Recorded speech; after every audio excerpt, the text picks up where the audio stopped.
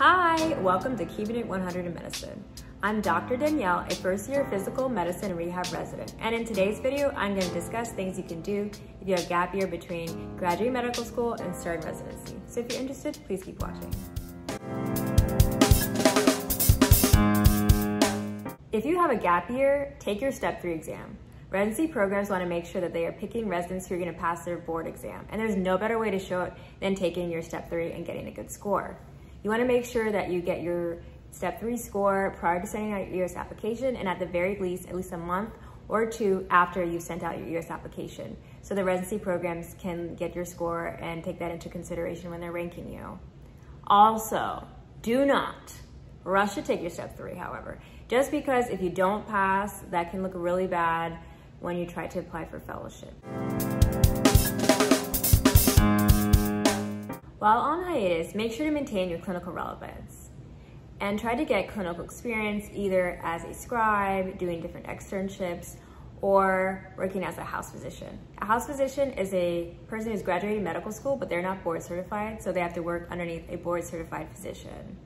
And while you're doing all this, it's not only great for getting LORs, it's great for networking. Hopefully you can find jobs that are underneath residency programs and you can work with a program director.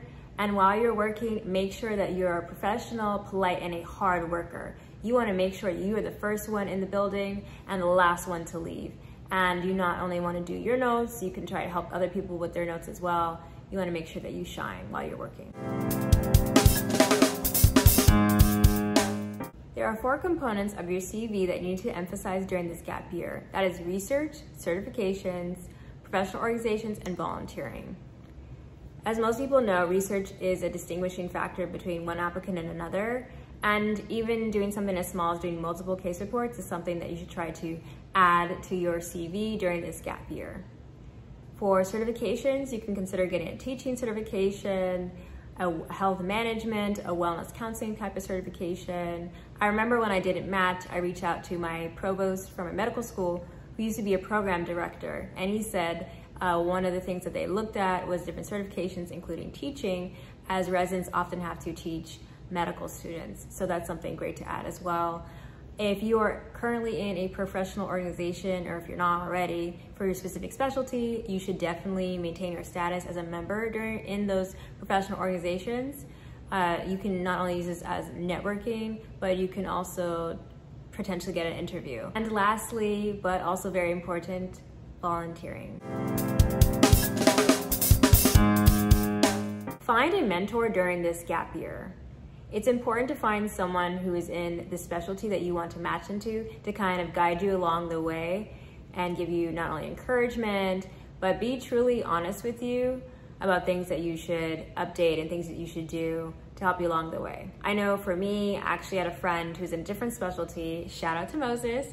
He introduced me to one PM&R doctor who introduced me to another PM&R doctor, and within the span of like 2 weeks, I met 4 or 5 different PM&R physicians, which was amazing because I got different advice on things to do in the meantime, things to add to my personal statement, as well as interviewing skills.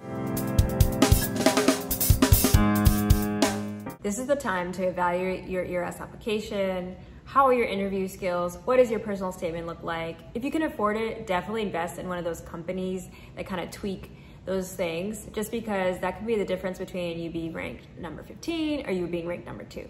You want to make sure that you're putting your best foot forward and invest in yourself. It is worth it. During this gap year, continue to look for residency positions out of the match. I actually made a video about that previously, so I'll put a link in the description below. But basically, you just want to be prepared throughout the year just in case a spot becomes unfilled, and you can try and get a residency spot that way as well. I hope this video was helpful and much success during your interview season. I pray that you match into the residency of your dreams. And in my next video, I'm going to be talking about the whole match process as an IMG. Have a blessed day. Bye.